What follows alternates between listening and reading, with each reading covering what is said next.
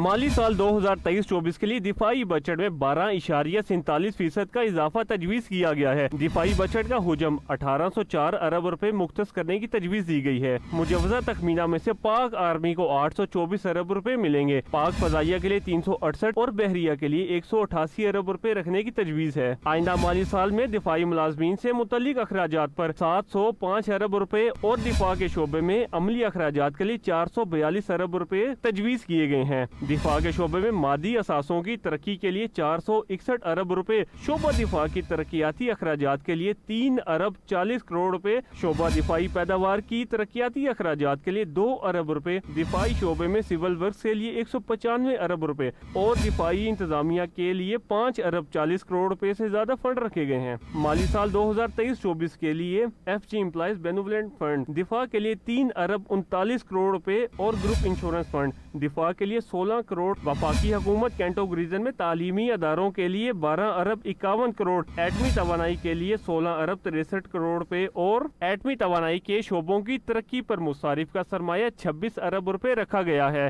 Pakistan nuclear regulatory authority की तरक्की पर मुसारिफ का सरमाया 15 करोड़ रुपए होगा।